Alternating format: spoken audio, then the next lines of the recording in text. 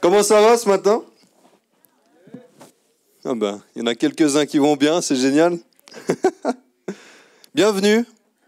C'est vraiment un plaisir pour moi de pouvoir apporter quelque chose ce matin. J'ai perdu une feuille. Ce sera mieux avec les deux.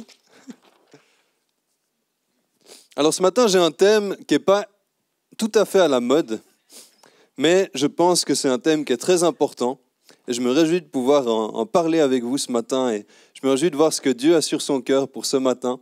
J'espère que chacun vient avec de la soif et de la faim de Dieu à cette célébration parce qu'il nous abreuve et il nous nourrit. Amen. Alors, tout au long de ma vie chrétienne, j'ai remarqué que parfois c'est difficile de demeurer intègre devant Dieu, de garder une pleine intégrité, de rester... garder la même intégrité tout au long de notre vie. C'est quelque chose qui est compliqué à garder dans tous les domaines de notre vie, dans les petites choses, dans les grandes choses, dans chaque partie de notre vie, de rester intègre devant Dieu. Et puis c'est vrai que souvent, on explique combien Dieu est bon, combien Dieu est merveilleux, combien il est amour, combien il est plein de grâce. Et c'est vrai, on va continuer de l'expliquer tous les dimanches, parce qu'on a un Dieu merveilleux et magnifique. Mais on oublie parfois de parler de la réalité du péché et de la réalité que des fois la vie chrétienne est compliquée. Et c'est des sujets que j'ai envie d'aborder ce matin.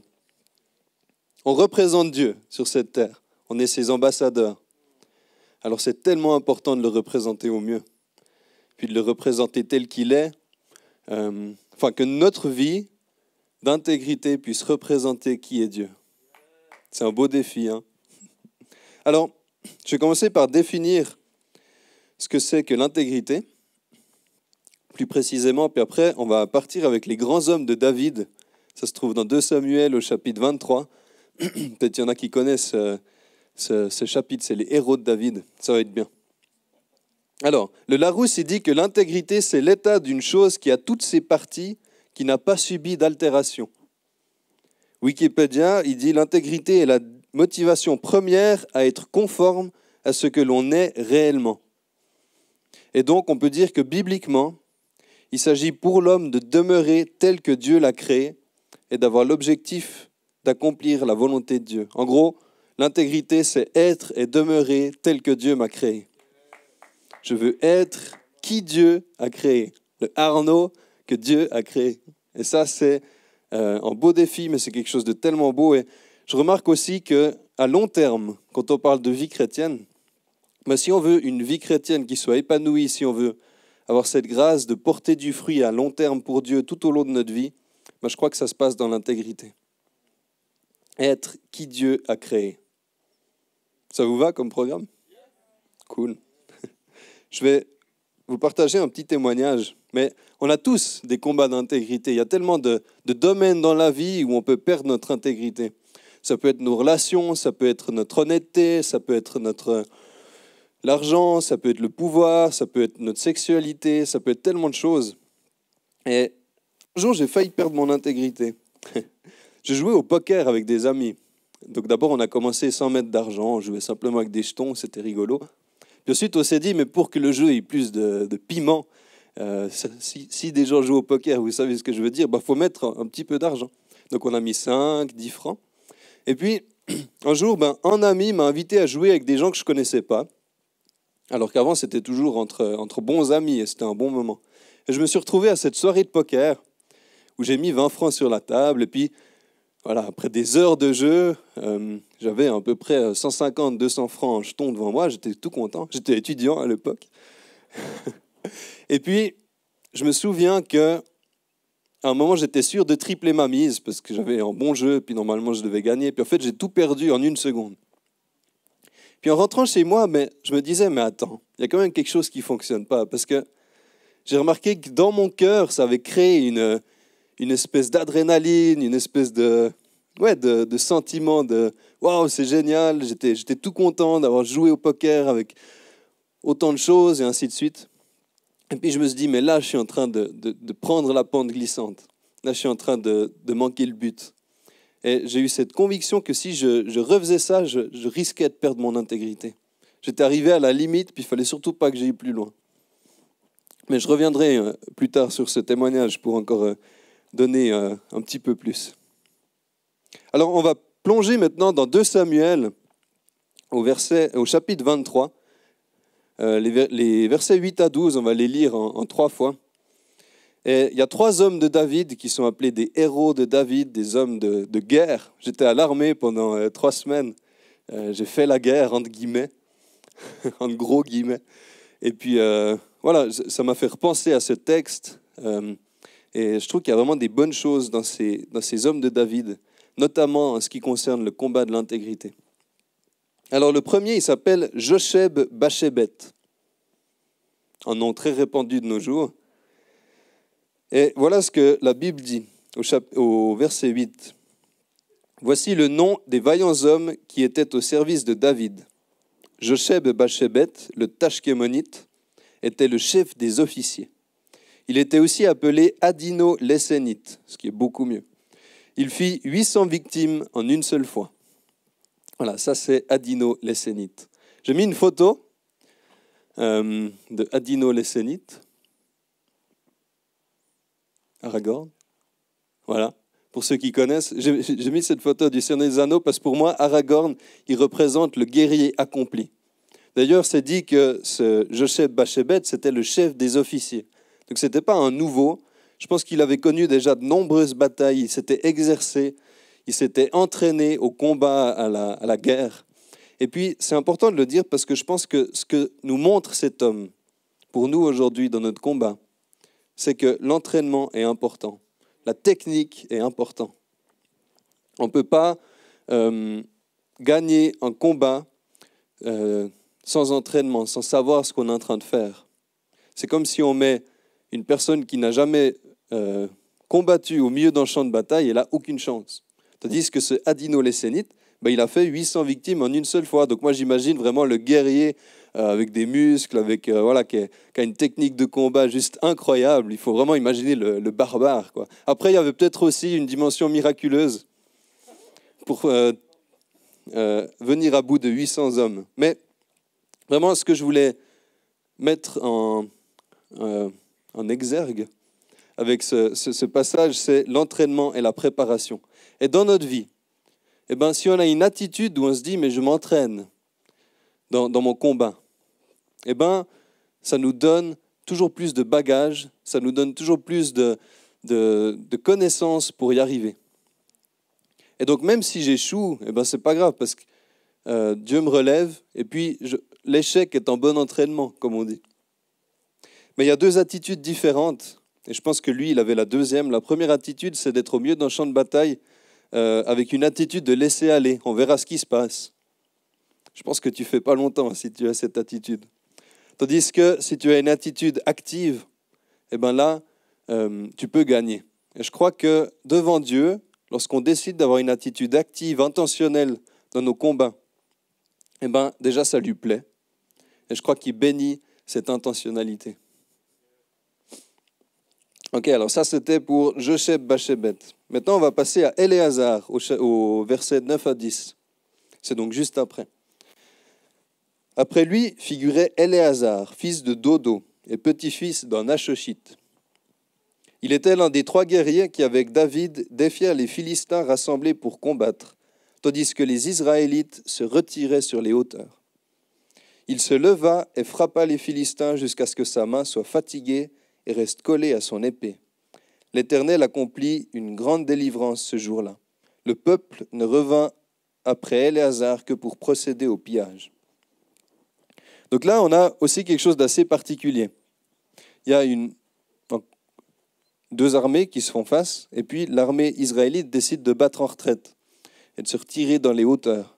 Et il y a seulement 4 personnes, Éléazar, et puis 2 autres, et puis David, qui restent pour affronter les Philistins.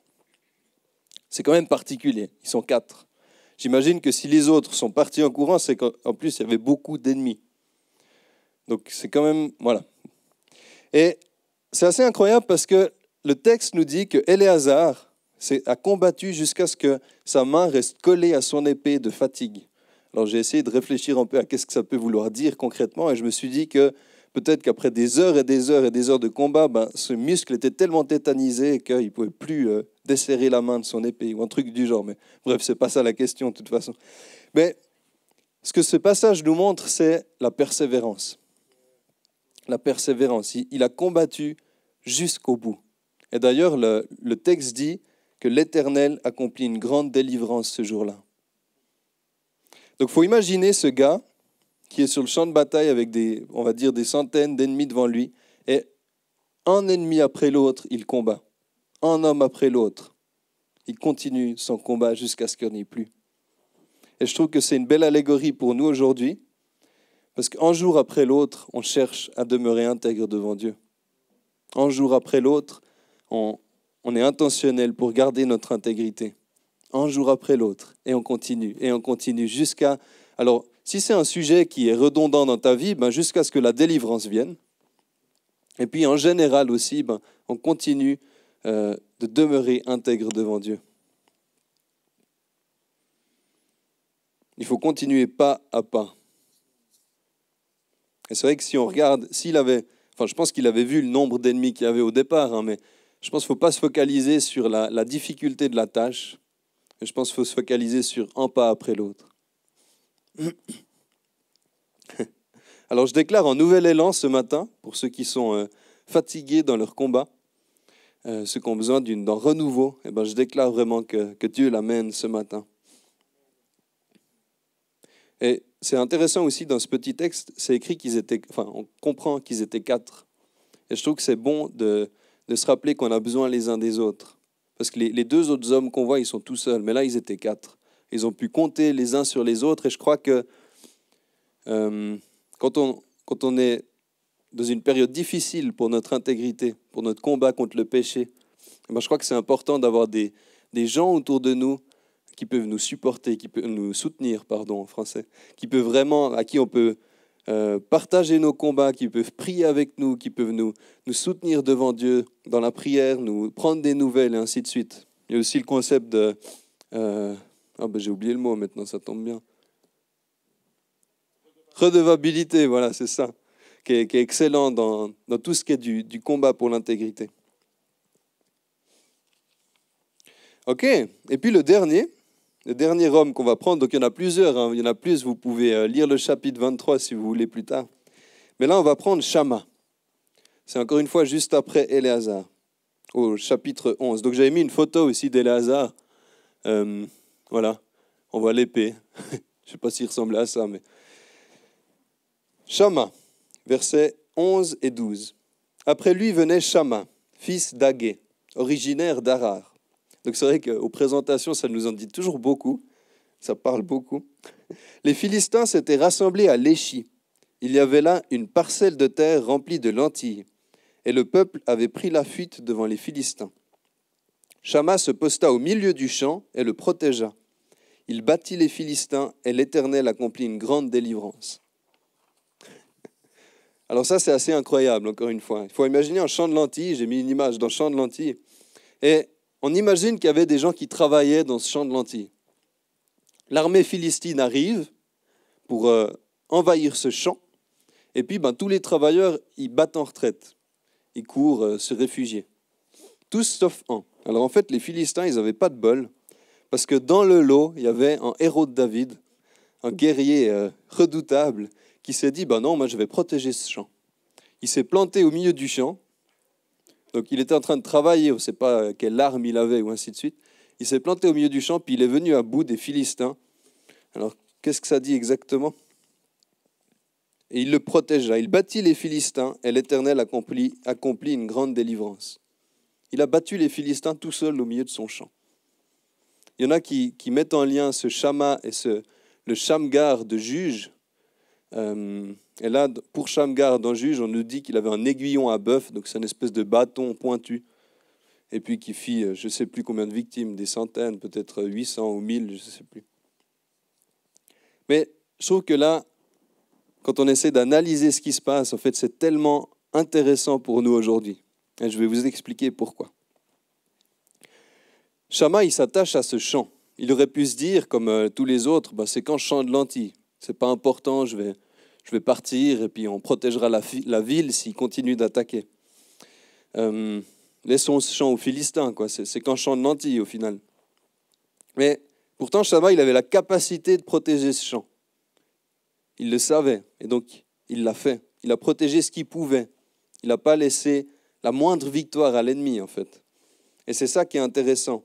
C'est que s'il avait abandonné le champ, peut-être que, si tu mets la photo d'après, peut-être que les Philistins, ils auraient pu construire un campement militaire sur ce champ. Ils auraient pu se reposer, ils auraient pu se restaurer, ils auraient pu se préparer, ils auraient pu créer une stratégie, même emmener des Israélites captifs dans cet endroit. Et ça aurait été un endroit stratégique pour eux. Et c'est fou parce que Shamma, il a refusé de laisser la moindre victoire à l'ennemi. Il a stoppé en fait à la source, au départ, ce que l'ennemi voulait faire. Et ça, c'est quelque chose qui est important pour nous aujourd'hui. Parce que dans nos vies, ce chant, il représente nos compromis. Il représente les choses auxquelles nous faisons peut-être moins attention. On sait que c'est des choses quand même importantes, mais on y fait moins attention. Par exemple, si quelqu'un a un problème avec le mensonge, il y a un petit mensonge à dire pour se sortir d'une situation embêtante qui prendrait du temps à régler, et ainsi de suite. Donc il va se dire, bon, c'est qu'un tout petit mensonge, c'est pas grave, je vais le dire. C'est donc une petite chose, mais ce qu'il faut comprendre, c'est que lorsque le diable a eu la victoire sur une petite chose, ça lui donne un poste pour pouvoir aller plus loin. Il va profiter de ce compromis pour venir après toucher les autres parties de notre vie. Donc le diable s'attaque toujours aux parties qui sont importantes, mais auxquelles on ne porte pas trop d'attention, pour ensuite venir ébranler notre fondement. Et ce qui est intéressant aussi, c'est qu'il y avait peut-être personne qui a vu ce qui s'est passé. Parce qu'on s'est dit que les Israélites battent en retraite, et donc Shamma, il était tout seul au milieu de son champ. Et je trouve ça intéressant parce que notre intégrité, certes, on doit la garder devant les autres, mais surtout devant Dieu. Et donc même quand tu es tout seul chez toi, même quand tu es tout seul dans ta chambre, même quand tu es seul à quelque part, c'est important de garder ton intégrité parce que le but n'est pas de la garder devant les gens, devant les autres, mais c'est de la garder devant Dieu. C'est lui qu'on veut honorer et c'est lui qu'on représente. Les pères de l'Église, ils avaient une sagesse, on ne sait pas exactement qui l'a dit au départ, mais c'est assez intéressant. Donc, au moment des pères de l'Église, juste après Jésus, en gros, certains vivaient dans le désert, dans des petites cabanes. Et puis, de temps en temps, il y a un serpent qui rentrait dans cette cabane. Et donc, ils ont créé cette expression de couper la tête du serpent. Je m'explique. Lorsque le moine était attentif, et puis qu'à peine le serpent pointait la tête, il la coupait, il tuait le serpent, c'était facile. Mais si le serpent entrait dans la cellule, là, c'était beaucoup plus compliqué de s'en débarrasser.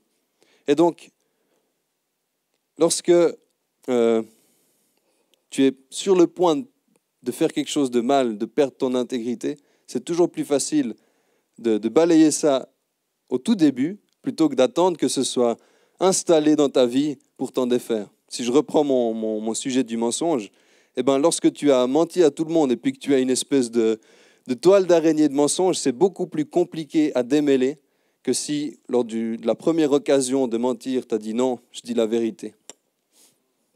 Voilà, couper la tête du serpent. Et là aussi, c'est écrit que l'Éternel accomplit une grande délivrance. Et c'est important de le dire, l'Éternel accomplit une grande délivrance. Ce n'est pas écrit que Shamma ou que Éléazar accomplit une grande délivrance. C'est écrit l'Éternel accomplit une grande délivrance. Je vais revenir là-dessus encore après. Mais donc, si je reprends mon image du poker, j'aurais pu dire que ce n'était pas si grave et puis je continue à jouer. Voilà, ça m'a apporté de l'adrénaline, c'était sympa. Et on imagine que je perde toutes mes économies. Mais après, je peux me dire, ok, bon, pour me refaire, je vais aller prendre un peu d'argent chez ma maman. Et puis, je vais me refaire. Après, je vais reposer l'argent, il n'y a pas de souci. Puis aujourd'hui, je suis pasteur. Je peux me dire, je vais prendre un peu de l'argent de l'église. Pour me refaire, après, je le remets.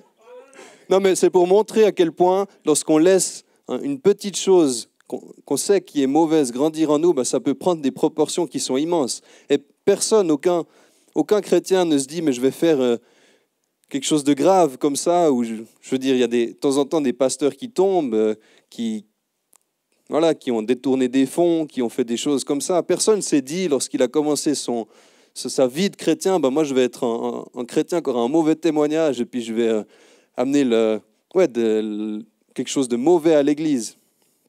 Ce n'est pas le but. Personne ne s'est dit ça, mais pourtant il y en a qui l'ont fait. Et je crois qu'en gardant vraiment notre cœur dans les petites choses, eh ben, on peut rester intègre devant Dieu. Alors, on se pose parfois la question, mais est-ce que je peux faire ça sans péché? Ou bien est-ce que je peux aller jusque-là sans commettre un péché? Où est la limite? On cherche parfois la limite. Et puis, il faut vraiment se dire que la vie chrétienne, le but, ce n'est pas d'aller le plus près de l'abysse possible sans y tomber, en mode équilibriste. Mais le but de la vie chrétienne, c'est de plaire, d'être complètement intègre devant Dieu. Amen. Donc, ce n'est pas la bonne question, en fait, de se dire, est-ce que je peux aller jusque-là sans péché? Et pour ça, eh ben, il faut aimer ce que Dieu aime et haïr ce qu'il est, du verbe haïr. Donc, prions que Dieu nous donne d'aimer ce qu'il aime et d'haïr ce qu'il haït. Ok. Non, mais c'est compliqué comme verbe. Hein. Si tu haïs qui Dieu est, c'est... Voilà. J'ai encore envie de vous partager ça. La mère de John Wesley, donc je n'ai pas le temps de faire une biographie de John Wesley, mais c'est un homme qui a changé l'histoire de l'Église. Je vous encourage à aller lire au moins la page Wikipédia. Elle s'appelle Susanna Wesley, et puis voilà ce qu'elle a dit. Si tu veux juger si telle ou telle chose est péché, alors prends cette simple règle. Tout ce qui affaiblit ta raison, entrave la sensibilité de ta conscience, obscurcit ta sensation de Dieu, enlève ton appétit pour les choses spirituelles. Tout ce qui augmente l'autorité du corps sur l'esprit, cela est péché pour toi, aussi innocent que ça puisse paraître. Je trouve que c'est une bonne... Je vais peut-être le relire une fois. Si tu veux juger si telle ou telle chose est péché, alors prends cette simple règle. Tout ce qui affaiblit ta raison, tout ce qui entrave la sensibilité de ta conscience, obscurcit ta sensation de Dieu, enlève ton appétit pour les choses spirituelles ou augmente l'autorité du corps sur l'esprit, cela est péché pour toi, aussi innocent que ça puisse paraître. Je trouve que c'est une bonne règle et une bonne sagesse à garder en tête. Bon, je vais conclure. Et pour conclure, c'est important pour moi de dire que tout ce que... Si vous partez ce matin, après ce culte, en vous disant « Ok, maintenant j'ai tous les outils pour rester intègre devant Dieu, j'ai juste à appliquer ça, puis c'est tout bon », eh bien, j'aurais vraiment pas réussi mon objectif. Parce que oui, on a des outils, oui, il y a des sagesses, il y a une compréhension qui peuvent nous aider, mais au final, on dépend d'une seule personne. Et cette personne, c'est Jésus-Christ. On dépend de sa grâce, on dépend de son amour.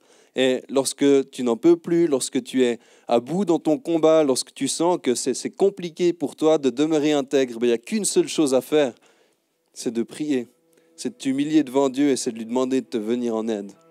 C'est lui qui nous donne la capacité, qui nous donne l'envie même de rester intègre devant lui. Et donc c'est important de garder ce cœur à cœur avec lui, parce que c'est de là que vient notre intégrité et notre sainteté. Vous avez bien compris, ce matin je parle pas de comment être sauvé, ça appartient à Jésus. Repens-toi de tes péchés et t'es sauvé, c'est simple. Là, je parle de ce qui vient après, de la vie chrétienne, de comment est-ce qu'on devient de plus en plus comme Jésus est, comment est-ce qu'on grandit en sainteté. Alors oui, on a besoin de lui, c'est sûr. Ok, alors je vais lire un dernier texte qui se trouve dans Hébreux. Ce n'est pas le dernier en fait, mais Hébreux 10 au verset 36 à 39. En fait, cette conclusion, c'est pour montrer la grâce et l'aspect temporaire du combat qu'on est en train de mener. Oui, vous avez besoin de persévérance pour accomplir la volonté de Dieu et obtenir ainsi ce qui vous est promis. Encore bien peu de temps, et celui qui doit venir viendra. Il ne tardera pas. Et le juste vivra par la foi. Mais s'il revient en arrière, je ne prends pas plaisir en lui. Quant à nous, nous ne faisons pas partie de ceux qui reviennent en arrière pour leur perte, mais de ceux qui ont la foi pour le salut de leur âme. Il y a plusieurs choses dans ce verset, enfin dans ces versets, qui entrent dans notre thème d'aujourd'hui. Déjà, Jésus-Christ ne tardera pas. Et lorsqu'il sera revenu ou lorsque nous serons dans sa présence à la fin de notre vie, le combat sera terminé. Il faut comprendre qu'aujourd'hui, c'est parfois compliqué de garder notre intégrité, mais pendant toute l'éternité, ce sera simple. La question ne se posera même plus. Et donc, combattons pour notre intégrité jusqu'à ce que la délivrance vienne, ou au pire, jusqu'à ce que nous soyons avec notre Seigneur pour l'éternité. Et je le dis encore une fois, c'est en demeurant intègre qu'on peut avoir une vie chrétienne épanouie et qu'on peut porter du fruit qui glorifie Dieu. Alors voilà, demeurons persévérants, soyons sages, et puis entraînons-nous pour notre combat pour l'intégrité contre le péché. Et puis comptons surtout sur la grâce de Dieu et demandons-lui de nous accompagner dans tout ça. Et mon espérance, c'est qu'à la fin de notre vie, chaque personne qui est ici présente puisse dire avec Paul, en 2 Timothée 4,7, « J'ai combattu le bon combat, j'ai terminé la course, j'ai gardé la foi. » Amen.